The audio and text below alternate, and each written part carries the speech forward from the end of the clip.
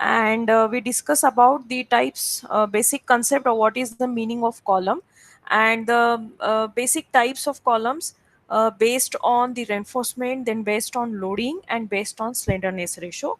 We discuss about the slenderness ratio of the column, what is the meaning of slenderness ratio, and then we also discuss about unsupported length and effective length of the column, and then we started discussing about the code provisions or the provisions given in IS 456 for the column design. And we also discuss about the assumptions made for the limit state of collapse for compression member. And we also discuss about the requirement of minimum eccentricity. So though we are designing a column as axially loaded column, certain minimum eccentricity we need to check. That is, if there is some eccentricity present in the column for the load, that eccentricity should be compared with the minimum value. If it is exceeding that minimum value, then column should not be designed like a axially loaded column. It should be designed like a eccentric column. Okay, so we will start with the next point today. um, my presentation, is it visible to everybody? Yes, Yes, ma'am. ma'am. Okay, so we will focus today on design of short columns and detailing of short column. Assumptions we have discussed yesterday. The criteria for minimum eccentricity also we have discussed. Now, in the design of a column, what exactly we are designing? We are deciding the dimension of the column. That is, what should be the width of the column and what should be the depth of the column.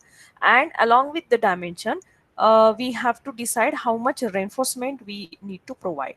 Now, the reinforcement we are providing in two ways in the column. Yesterday only we have discussed that the reinforcement in the longitudinal form, that or it is also called as a longitudinal reinforcement, and reinforcement in the form of a lateral ties, which is also called as transverse reinforcement. Both these we need to design. Okay, so let us see now why these reinforcements are required, or basically what is the function of both these types of reinforcement.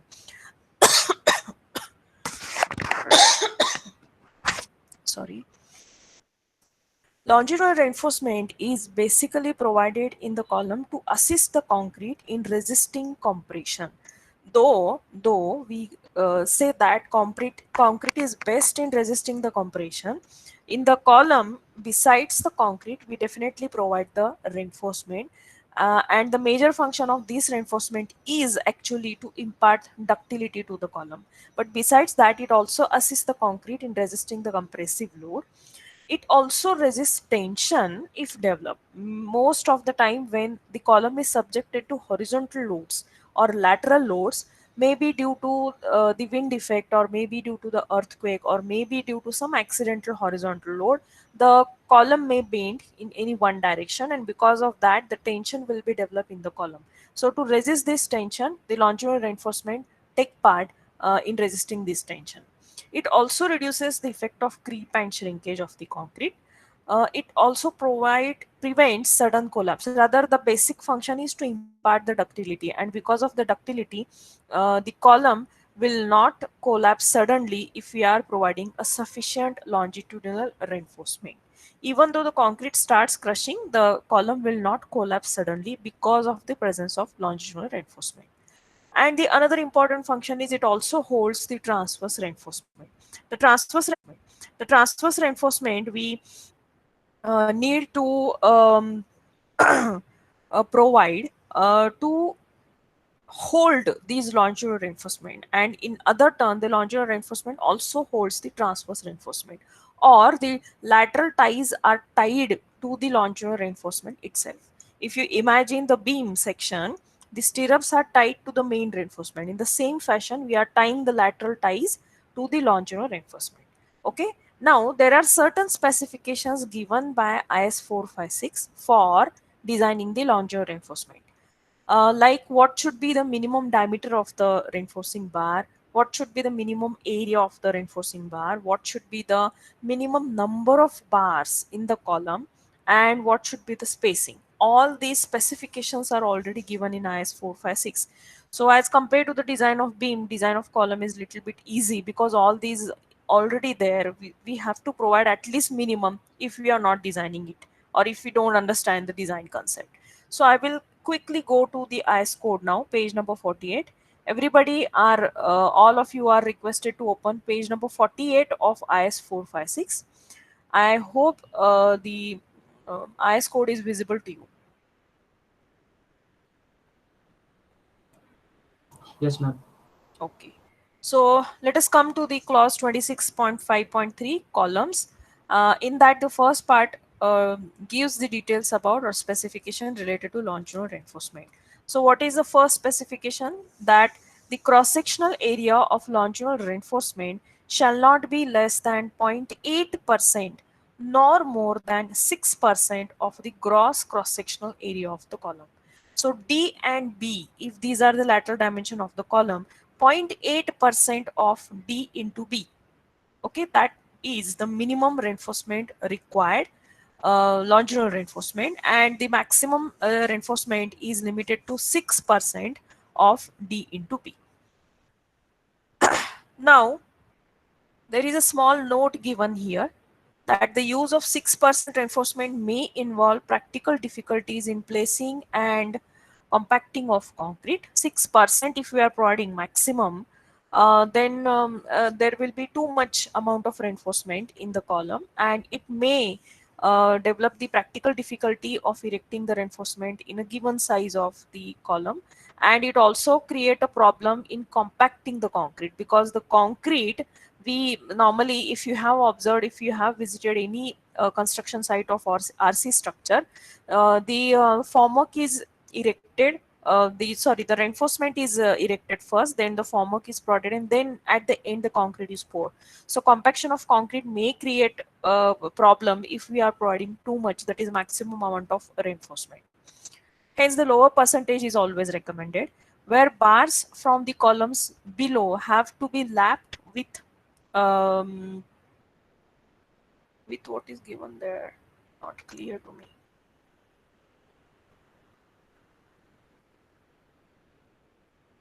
With um, anybody has opened your code?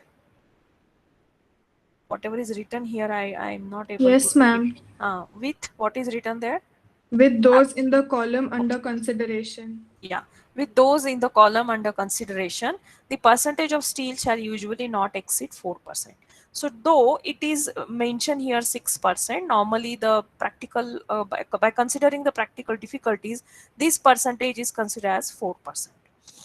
Then the next clause is, in any column that has a larger cross-sectional area than that required to support the load, the minimum percentage of steel shall be based upon the area of concrete required to resist the direct stress and not upon the actual area. Sometimes, even though we calculate the dimension of a column by considering the aesthetical appearance or by considering the architectural requirements, we need to provide the larger size of dimension. If the size, overall size of the column increases or it becomes more, obviously we are considering minimum reinforcement 8% of the total cross sectional area, so the percentage steel required will also be more. Okay, so instead of considering the cross sectional area, sometimes if you are providing the larger area than what is required to support the load, then we have to consider the area of the concrete only which is required to resist the direct stress. In other words, whatever the required cross sectional area, based on that you find out the percentage steel, not based on whatever is the size of the column we have provided. Okay, this happens very rarely, that whatever is required more than that we are providing. If at all we are dealing with the architectural views or architectural requirement of the structure for by considering aesthetic appearance and all that, in that case if you are increasing the cross sectional area, then only we have to follow this clause. Then the next is, the minimum number of longitudinal bars provided in a column shall be 4 in rectangular columns and 6 in circular columns. So see, even after calculation, suppose the AST, in case of column it is denoted as ASC, area of the steel in column. Okay, ASC if it is coming a smaller value, or if we are provided a minimum reinforcement, and if we are considering 20 bar diameter, after calculation suppose only 3 bars are required, still we have to provide 4 bars in rectangular column. The basic concept is that there should be one column in each corner. If you are providing a square column or a rectangular column, one bar, a reinforcing bar, should be present in each corner of the column. So the minimum required is 4, irrespective of the area requirement. And in case of circular column, the minimum is 6. Then the next is the bar shall not be less than 12 mm in diameter. We cannot use 8 mm, 10 mm, 6 mm bar diameters as a longitudinal reinforcement in case of column. It should be minimum 12 mm. A reinforced concrete column having helical reinforcement, that is spiral reinforcement, shall have at least 6 bars of longitudinal reinforcement within the helical reinforcement. The same is here in case of normally the helical reinforcement we provide for circular columns. Suppose instead of circular cross section we have a octagonal cross section. In that case, octagonal means having 8 sides of the column. So in every corner there should be one reinforcing bar. So obviously the minimum will be 6, or minimum we have normally, by considering the concept that each corner should have one reinforcing bar, we have to provide 8 in case of octagonal. But if at all you want to reduce the number of bars, and for octagonal columns, normally we provide a helical reinforcement, that is spiral ties. In that case, we can reduce the number of bars to 6 as per this clause. So for helical columns or the helical reinforcement, at least 6 longitudinal reinforcing bars should be there in the column. In a helically reinforced column, the longitudinal bars shall be in contact with the helical reinforcement and equidistant around its inner circumference. See, when you design a helical reinforcement, you will understand what is the meaning of that. It should be in contact with each and every longitudinal bar. So it should touch to each and every longitudinal bar, and it should be equidistant. So it is going down in a spiral fashion. So that spacing between each spiral should be equal. That is the meaning of this statement. Then spacing of longitudinal bars measured along the periphery of the column shall not exceed 300 mm. So this is the maximum spacing.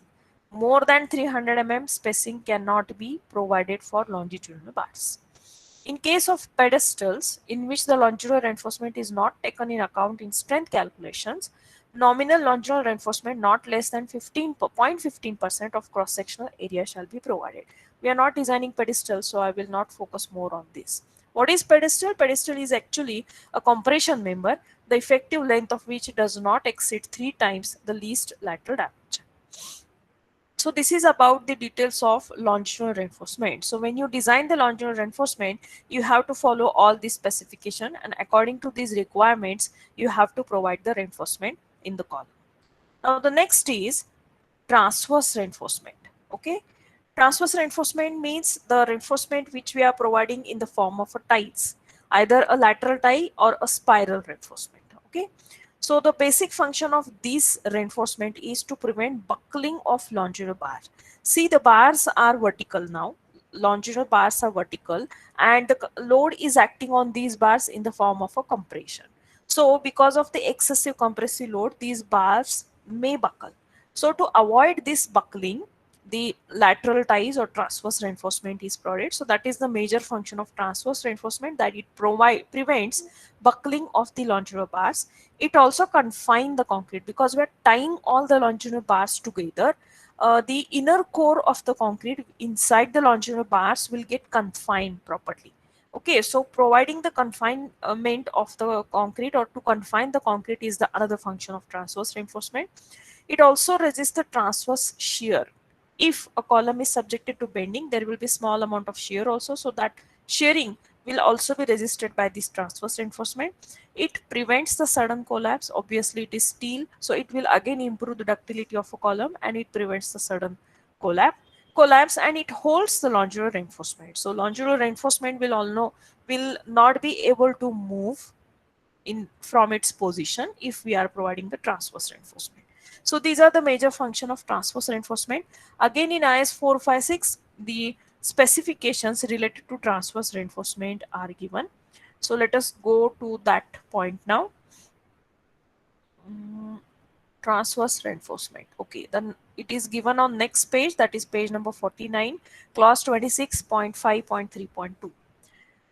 A reinforced concrete compression member shall have transverse or helical reinforcement, so so disposed that every longerer bar nearest to the compression face has effective lateral support against buckling, subject to provisions in B. These are the provisions actually. The effective lateral support is given by transverse reinforcement either in the form of a circular rings capable of taking up circumferential tension, or by polygonal links, these are also called as lateral ties, with internal angles not exceeding 135 degree. The ends of the transverse reinforcement shall be properly anchored. Now, what is the arrangement? What are the criteria? If the longitudinal bars are not spaced more than 75 mm on either sides, transverse reinforcement need only to go round corner and alternate bars for the purpose of providing effective lateral supports. Now, related to this clause, a figure is also given on the next page. Let us see the figure number 8. So this is a cross section of a column, rectangular column, and these circles are actually representing longitudinal reinforcement. And these longitudinal reinforcement is tied together by this transverse reinforcement. Okay, so the spacing between the two longitudinal bars, if it is less than or equal to 75 mm, then instead of providing this as an entire transverse reinforcement, the transverse reinforcement is considered um, uh, is provided so that it touches the alternate bar. So if this is the first bar, this is the third bar. Okay, so I will show, I will explain you how these bars are tied. So this and these alternate bars are in contact with the lateral ties. So actually the reinforcement is provided in this fashion. It is started from this end, it is going up to here, and then it bends here and it goes up here and it is again closed here. So this is provided in this fashion. This is the lateral tie, first closed loop, and this is the second one. The second one starts over here, it goes like this, then it goes here, and again comes and gets closed here. So this is the second link. Okay, alternate bar. See one, then next bar here from this corner, next bar. All these are in contact with lateral ties. Okay, so these are called as the closed loops or closed links of the ties. Then the next clause is if the longitudinal bar spaced at a distance of not exceeding 48 times the diameter of the tie are effectively tied in two directions, additional longitudinal bars in between these bars need to be tied in one direction by open ties. Now this 48 times this spacing is given between the corner bars, corner longitudinal bars. So this is the diagram. So these are the corner bars and the spacing between these two, if it is less than 48 times the diameter of the ties, this is the diameter of the tie, then this one entire link is provided here.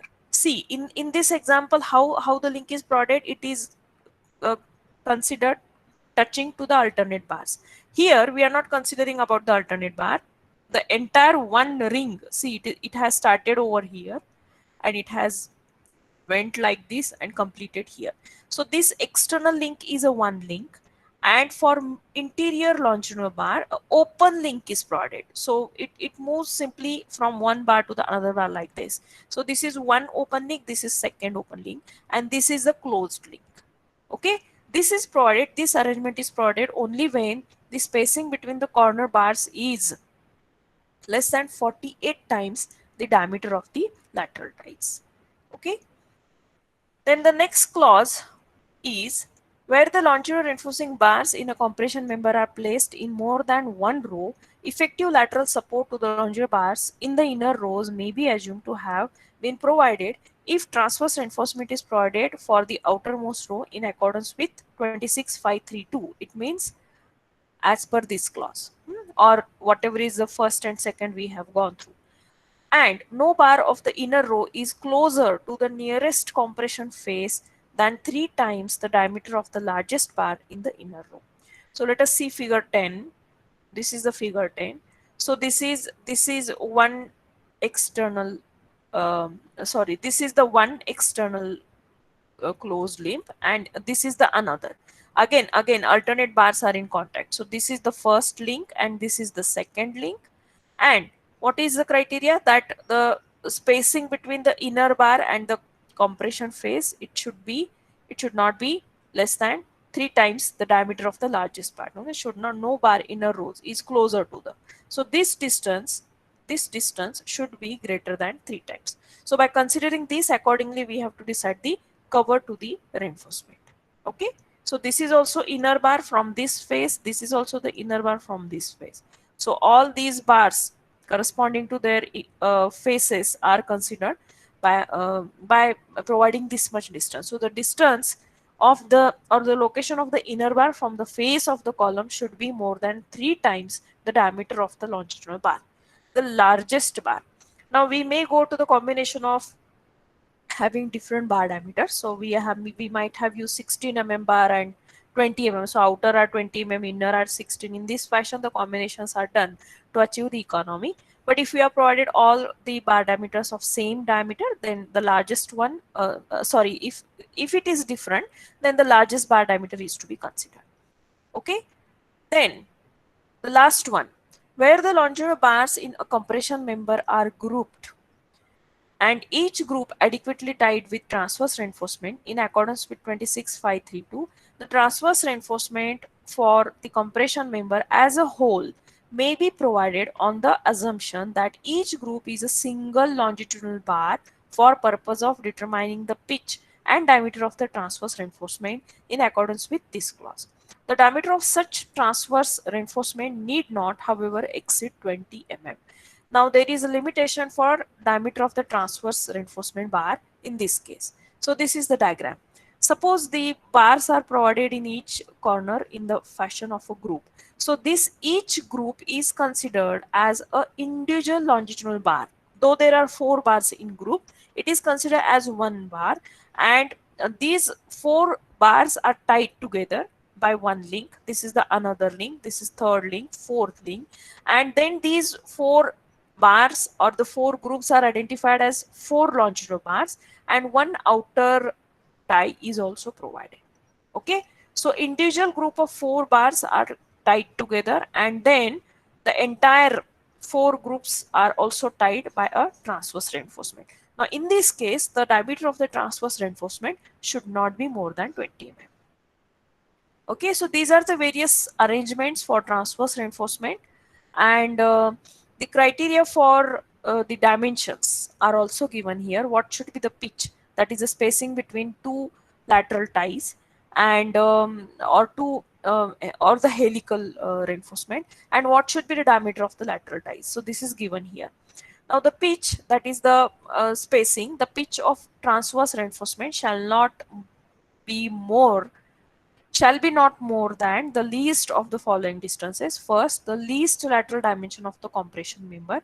So normally B is the least dimension, width of the column, 16 times the smallest diameter of the longitudinal reinforcement bar to be tied. So again, if I have used different diameters in longitudinal bars, the smallest diameter it's 16 times, that is the maximum limits, and 300 mm. Okay, so least of the three of these 3 criteria, that should be the pitch for the transverse reinforcement. Then coming to the diameter of the polygonal links or lateral ties shall be not less than 1/4 of the diameter of the largest longitudinal bar, and in no case less than 6 mm. See, this is a printing mistake in IS 456. Everybody is all are requested to make this correction in your IS code itself. There is a printing mistake. The maximum diameter, sorry, the minimum diameter for the transverse reinforcement is 6 mm, not 16 mm. Okay, so you make this correction in your IS code IS 456. Is it clear to everybody? Whatever I am reading, I hope Yes, ma'am. everybody is with me now. Okay, so these details are regarding lateral ties. Similarly, for helical ties are also given here, or helical reinforcement. For helical reinforcement, the criteria for pitch is helical reinforcement shall be of regular formation with the terms of the helix spaced evenly and its end shall be anchored properly by providing 1.5 extra turns of the spiral bar. Where an increased load on the column on the strength of the helical reinforcement is allowed for, the pitch of helical turn shall be not more than 75 mm, nor more than 1/6 of the core diameter of the column, nor less than 25 mm, nor less than 3 times the diameter of the steel bar forming the helix. In other cases, the requirements of 26532 shall be complied with. Means the arrangement of the ties and all that, the same. All these criteria are applicable to both lateral ties as well as helical reinforcement. The diameter of the helical reinforcement shall be in accordance with 26532 C2. Means this, according to this. So it shall not be less than 1/4 of the diameter of the largest longitudinal bar. Suppose the bar diameter of the longitudinal bar is 20 mm, so 1/4 of 20, it should not be less than 5 mm. In no case it should be less than 6 mm. So in that case, the dimension of the transverse reinforcement should be 6 mm. Okay, so the same criteria is applicable for helical or spiral reinforcement. Okay, now these are the specifications for longitudinal reinforcement as well as transverse reinforcement. Is it clear to everybody? All details are given in the code, so that's why I have not mentioned everything here in the on the slide. You can directly refer the clauses from in the IS code. I hope everybody has understood the requirement for longitudinal transverse reinforcement. We will go to the next step now, how to find out the load carrying capacity of a short column. Okay, when the lateral ties are used, these are the applicable formulas. So when the minimum eccentricity as per 25.4 clause does not exceed 0.05 times the lateral dimension, the members may be designed by the following equation. So this is the equation. Pu, that is the load carrying capacity of column, equal to 0.4 FCK AC plus 0.67 FY ASC, where FCK FY we already know what is the meaning of that. AC is nothing but the area of the concrete, and ASC is the area of the longitudinal reinforcement for columns. Now, initially, as if we have already the dimension of the concrete, the column entire dimension, we can immediately calculate the area of the concrete and area of the concrete can be calculated by using this formula. This actually area of concrete means the area of the column excluding area of the steel. Okay, so this is the cross sectional area. If we already know the dimension of the column, we can find out AG quickly, minus the area of the steel. Okay, so minus ASC. So by rearranging the terms, by keeping ASC terms together, we finally get this formula. 0.4 FCK AG plus 0.67 FY minus 0.4 FCK into ASC. Either you mug up this formula or you understand how we obtain this equation by putting formula for AC, because this formula is given in IS code on page number 71. So if I will go back to the IS code, page 71, I hope everybody is checking IS code for page number 71.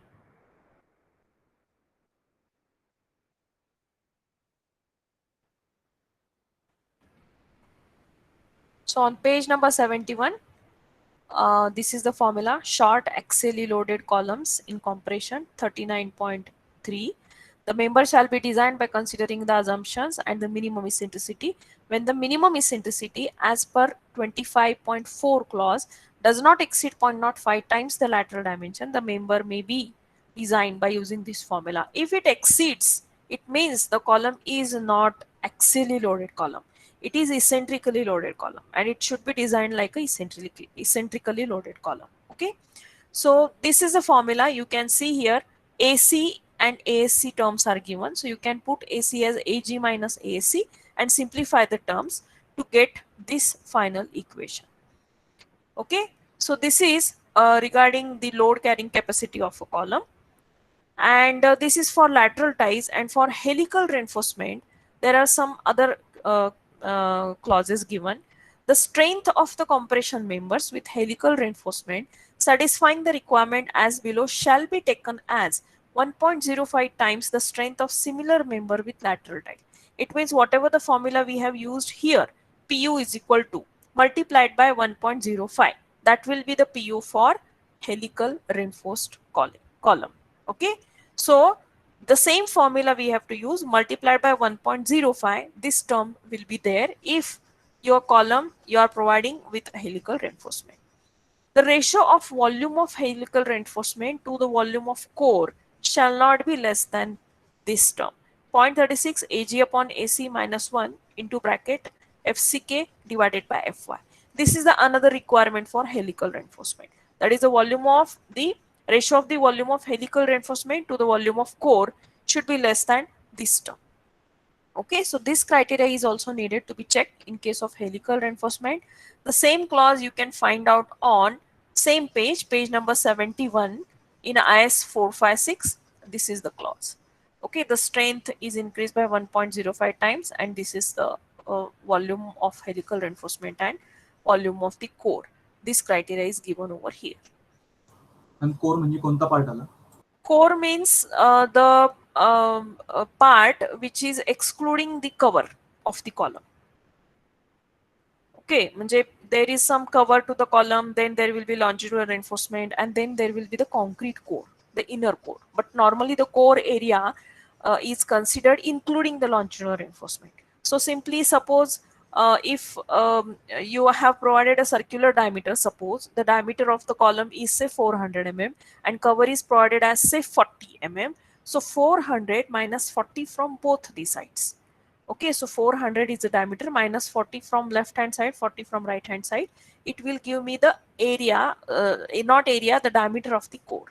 So by considering that, you can find out its volume and area also. Okay, in case of the rectangular square, you have to subtract the clear cover from all the sides. Is it clear? Yes, ma'am. Okay, now let us solve one example. Okay, design the reinforcement in a column only to calculate the reinforcement. The size of the column is already given. Design the reinforcement in a column of size 450 mm by 600 mm subjected to an factored axial load of 2500 kN. The column has an effective length of 3 meter in both directions. Use M20 concrete and Fe415 steel. So what is the given data? The dimension of the column is given, the load acting is given, and it is mentioned that it is axial load. And we have the effective length also given, 3 meter. The material details are also given, that is the grade of material is given. We have to design the reinforcement. It means we have to decide what will be the longitudinal reinforcement and what will be the transverse reinforcement. That is nothing but design of the reinforcement. So to find out first the longitudinal reinforcement, we have to calculate first the slenderness ratio.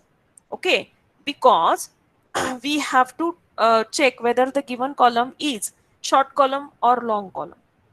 Okay, it is not mentioned in the problem statement that the column is a short column. So to check that, we have to first calculate the slenderness ratio.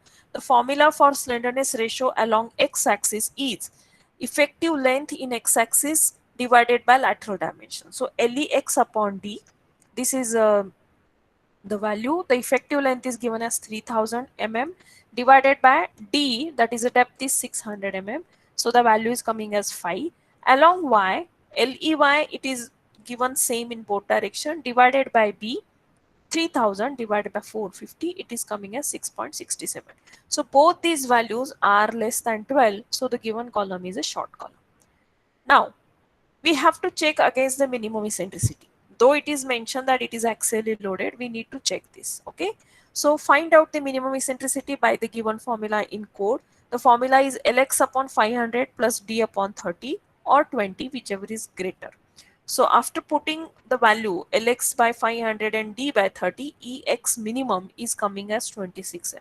Okay, similarly in the Y direction, the values by making use of this formula, the value is calculated, which is coming as 21 mm. Okay, now Ex is 26, Ey is 21. We have to check it with the minimum required. What is the criteria? 0.05 times the lateral dimension. In x direction, the lateral dimension is depth. Okay, so 0.05 into d, this value is coming as 30 mm. Ex minimum should be less than 30. Then and then only we can consider the given column as axially loaded column. And it is coming less than this 0.05 d. So along x direction, we can consider that there is no eccentricity in the loading. Now, similarly, we have to check along y direction. So 0.05 into lateral dimension is b. So 0.05 into 450, it is 22.5 mm. This is also again greater than the EY minimum, which is 21. So along y dimension or y direction also there is no eccentricity in the loading. So it means the entire column we can design as a axially loaded column. Okay. Now for axially loaded column, we already know the formula of PU. So we have used this formula. PU is equal to, I have directly used the formula by rearranging the terms of AC. I have put the, I have replaced AC by AG minus AAC and I have rearranged the terms. So this formula I am using here. So 0.4 FCK into AG plus 0.67 FY minus 0.4 FCK into outside of the bracket ASC. So in this equation, we have all these values except ASC. Okay. So this formula is basically to be used to find out what is the area of the longitudinal reinforcement required. Okay. So load acting is given by putting that value and all other values. We can find out ASC like this. So ASC is coming as 1259. Later on, you please verify the values whether it is correct or not. This value we have to check with the minimum value. Now, as per the IS code clause, the minimum ASC required is 0.8% of the overall cross section of the column.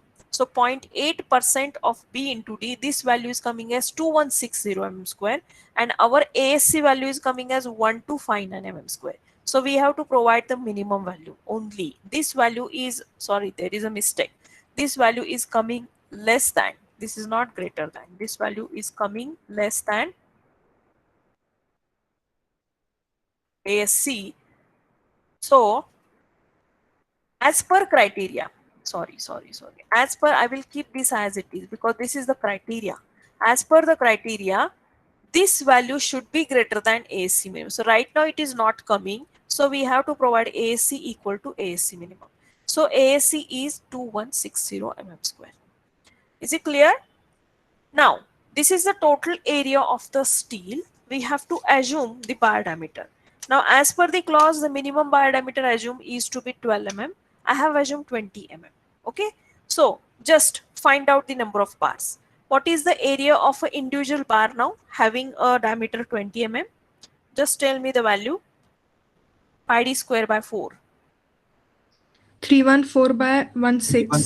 0.16. 314.16. So 2160 is the total area divided by area of the individual bar. So 314.16.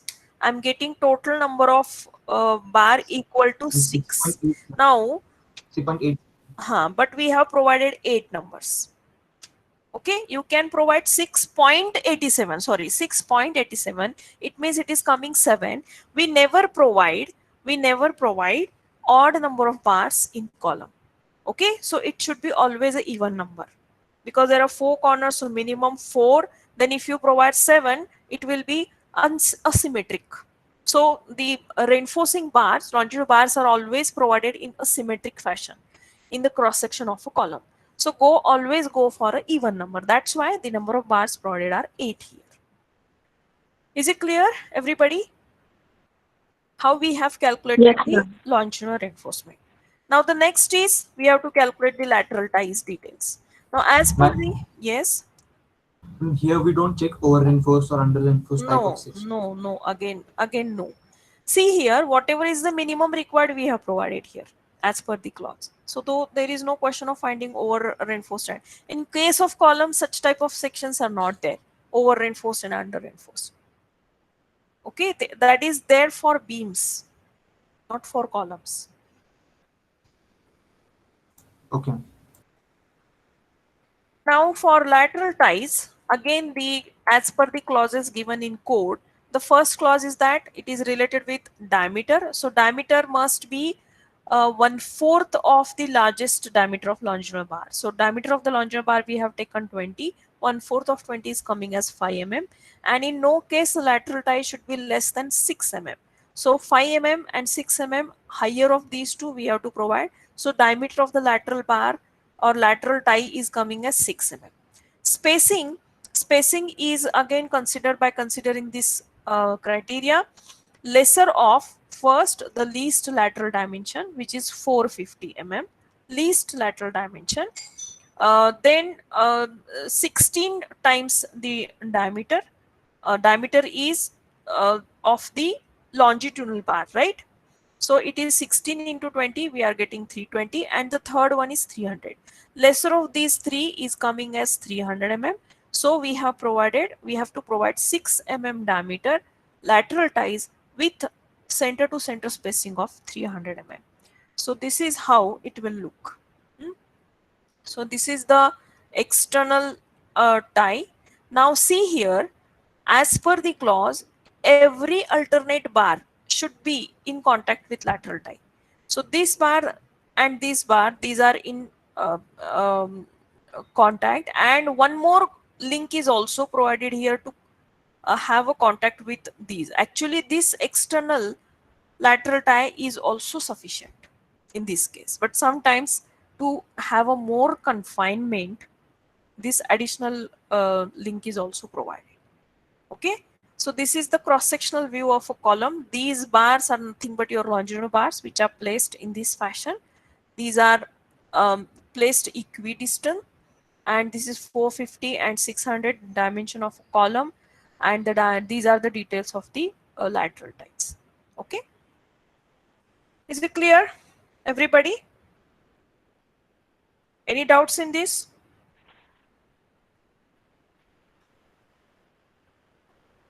Guys? No, no, ma'am. Now let us go to the next, that is by designing the helical reinforced column or spiral column. Okay, so I'm going to consider this problem also quickly. Actually, I had planned to complete one design problem also, but it seems it is difficult to cover today. So this is the problem statement. Just go through the problem statement quickly.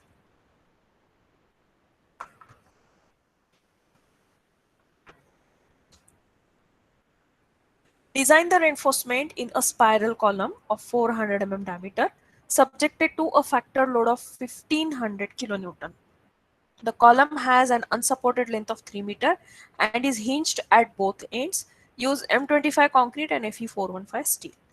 Okay, now in case of spiral columns, there is no question of finding the lambda or the slenderness ratio along x direction or y direction.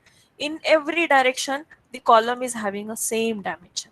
Okay, so only one value of slenderness ratio is to be calculated, that is LE upon D. Okay, so this value is coming as 7.5, which is less than 12. So the column is a short column. D is to be considered as the diameter of the column here. Okay. Now the minimum eccentricity, again there will be only one minimum eccentricity value, which will be again L by 500 plus D by 30. So L is here, what is that, 3 meter, and it is effective length, right?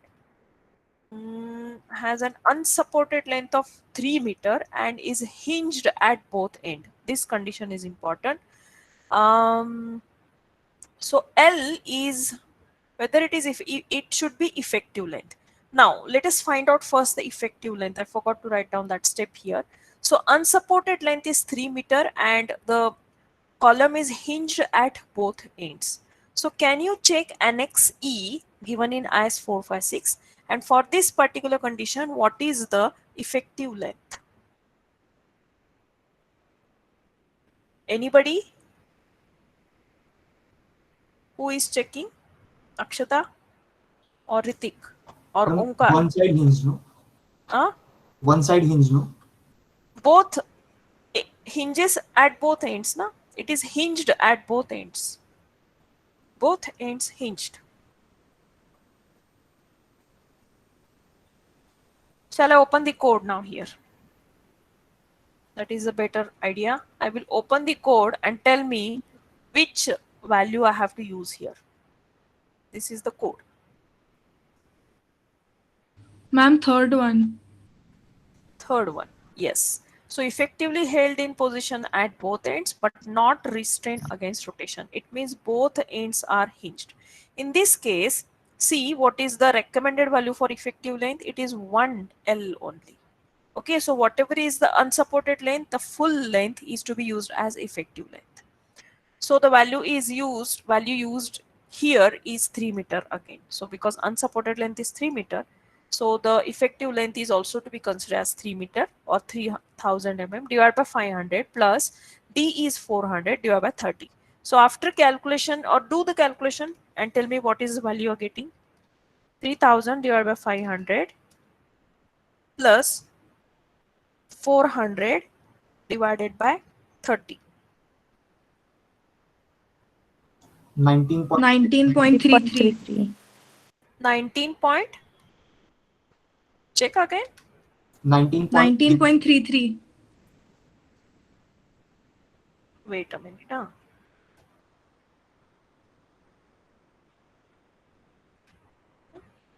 Oh, 19.33, like, or the minimum value is 20. I will just write down this value over here so that it becomes easy to understand you. 19.33 mm. And the minimum is 20, right? So out of the two, which one is the greater is to be used? So 20 mm is greater. So E minimum minimum eccentricity is 20 mm. Now this value is to be checked with this criteria. It should be less than 0.05 times the dimension. Now the lateral dimension is the diameter here. So 0.05 into 400, it is also coming 20 mm. So it is exactly equal. So it means there is no eccentricity, and the given column can be designed or can be considered as axially loaded column. Now for again axially loaded column, we have to make use of the same formula, only I have to multiply by a term 1.05 because it is a helical reinforcement or spiral reinforcement. So by putting all these values here, we will get AC after calculation as 642 mm square. Now, how to find out the minimum reinforcement here? 0.8% of the overall cross section of the column. So what is the overall cross section? We just find out that diameter is 400. So what is the cross-sectional area of the column? 1,25,663.7. Okay. So this value is very high, and 0.8% of that. 0.8% of that. 1,530.96. No, 1,005.31. 1005.31. 1005.31. It is 0.8% of the cross-sectional area of the column. Okay, now here one in different fashion I have shown you the calculation that I have calculated for this particular area what is the percentage steel required. So by considering this ASC, the percentage steel calculated is 0.51 and the minimum percentage steel is 0.80%. So I compare in the form of a percentage steel. If you find out this complicated, you can simply compare this area with 0.8% of the total cross-sectional area of the column. Okay, so it will be 0.8% of pi r square, r or pi d square by 4, d is 400 here. So by considering this value, the area is coming as 1005.3 mm square. This is the minimum and this is actually calculated. So again here we need to provide the minimum one as the actual calculated is coming lesser than minimum. Okay, so providing this area as a reinforcement. Now what is the minimum bar diameter? 12 mm. I have assumed here 16 mm. So what is the area of a single individual bar? 201.06. 201.06. So 1005.3 divided by 201.06. What is the value you are getting? 5 bars. 5 bars, exactly 5, right? But what is the criteria for circular column? The minimum number of bars should be 6. Okay, so we are providing 6 bars here. Okay, is it clear, everybody? Yes, ma'am. Now, the next is designing the transverse reinforcement. So, spiral reinforcement, here we assume the clear cover as 40 mm, which is clearly mentioned in the specification that minimum clear cover is to be given as 40 mm. The minimum we are providing here. Now we have to find out the core diameter. So 400 is the diameter of the column minus 40 mm is the clear cover from both the side. So it is 2 into 40. I'm getting 320 mm as the core diameter. Okay. Now we will assume here that we are providing 6 mm diameter bar as a spiral reinforcement because that is the required minimum bar diameter of the ties, right? So 6 mm I am providing initially or assuming here. And now I'm finding the volume of the core per unit length. Okay, volume of the core means it is the area of the concrete, by considering this as a diameter. So pi d square by 4, this is giving me the volume of the core per unit length multiplied by 1. Then I have to find out the volume of helical reinforcement. Why I am doing this? Because there is one more check. The ratio of volume of helical reinforcement with volume of core, it should be less than some 360 and that particular formula. So we are doing that check. So volume of the helical reinforcement will be area multiplied by length. Okay. So area of the helical reinforcement is pi d square by 4. D is the diameter of the helical reinforcement multiplied by length. Now length I have to calculate along the center of the helical reinforcement. Okay. So if helical reinforcements are always in a circular format, but they are not making a complete full circle. Okay. So this particular length we have to calculate. Actually, if it is a complete circle, it will be the circumference, pi d, right? It will be the circumference. But right now it is not making a full circumference. So we have to calculate in this fashion at along the center divided by the spacing between the helical reinforcement. So pi into 320 is the core diameter minus 3 mm from one side, 3 mm from another side. Why 3 mm? Because I'm calculating it at the center of the helical reinforcement. Okay, 6 mm is the diameter, so center will come at 3 mm. 3 mm from both sides, so it is 6. So 320 minus 6, this will be the pi into d is actually the circumference per spacing. Okay, so divided by st is the spacing between the spherical reinforcement. So what is this entire term VH upon VC I'm calling as rho s. So rho s is equal to VH upon VC. After doing the calculation, the value is coming like this. So this value should be less than, should be greater than this particular value given in the code.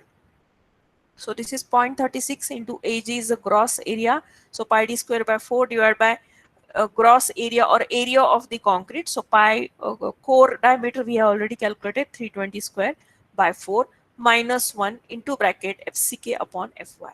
So this value should be greater than or equal to this. So I'm equating to this right hand side so that I can find out what is the spacing between the helical reinforcement, and that spacing is coming here now as 28.4 mm. Now this we have to check against the minimum criteria given in IS 456. It should be less than 75 mm or the core diameter 1/6 of the core diameter, which is coming as 53.3 mm. Okay, or 25 mm and 3 times. I will go to the clause now. That is the best option. Can you tell me the page number? I think it is 71, right? 71 or 72.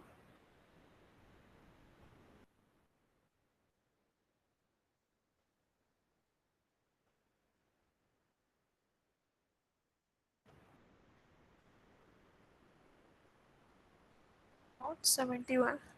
What is the page number? Can you please tell me? Oh, this is for load. Are you there in the class, guys? I want a page number for Ma'am, helical. 48, 49. 48. 49. So these are the details for pitch. Helical reinforcement shall be of regular formation with the turns of helix spaced evenly and its end shall be anchored properly where an increased load allowed. The pitch of helical turns shall not be more than 75 mm nor more than 1/6 of the core diameter of the column. So the same criteria is here. It should not be more than 75 mm and not more than core diameter by 6, 1/6 of the core diameter. So 53.3 and 75. Out of these two, the higher one is to be considered. So the lower one is to be considered. So 53.3 peksha कमी असला पाहिजे spacing. So spacing should be less than 53.3. This is the minimum criteria. What is the maximum? Nor less than, I considered the ulta, more than 75, and this is nor less than 25 mm, nor less than 3 times the diameter of the steel bar forming the helix. The diameter of the steel bar forming the helix. Now that diameter we have already assumed as 6 mm. So 6 into 3 coming as 18 and 25 mm. So 25 and 18, nor less than 25 and 18. So it should not be less than 18. So this is coming greater than 18 and it should not be greater than 75 mm. So it is coming less than 75 mm. So 28 is the appropriate spacing which we can provide as a spacing between spiral ties. So provide 6 mm spiral ties at 28 mm center to center. Okay. So the diagram will be like this. This is our circular column. These solid dots are representing our longitudinal reinforcement. 6 longitudinal reinforcement having 16 mm diameter, and this is nothing but your transverse reinforcement, 6 mm diameter spiral at 28 center to center pitch. Clear cover is 40 mm over spiral. So this is a clear cover. Now, how it will look when we see the elevation? So it is like this. It is spiral. Okay, and this distance is 20 mm. Okay, this is regarding the design of spiral reinforcement. Is it clear, everybody? How to calculate the, yes? It is showing 28, no? It is 28, no? Or 20? 28. Spacing is 28. What you are exactly asking? No, ma'am, I got it. So is it clear how to calculate the area of longitudinal bar and spiral bars, or sorry, longitudinal bars and transverse bars in both the cases when we adopt lateral ties and when we adopt the spiral ties? Is it clear? Yes, ma'am. Yes, ma'am. Okay. So we'll stop today because it is almost 12:15. I will give you the link for attendance.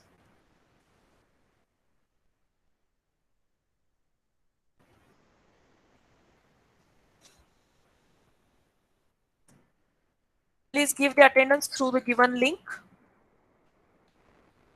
Tomorrow we will see one more problem in which actually we are designing the entire column. Designing means we are deciding the dimension also. And for designing entire column, how the loads are calculated, which are acting on a column, which are coming from slabs and beams, etc. Okay, so tomorrow's lecture is important with respect to your term work. In term work also you have to do or design the column. Na? So tomorrow's lecture is important. Don't miss it because we are considering design of a axially loaded column. Okay. Link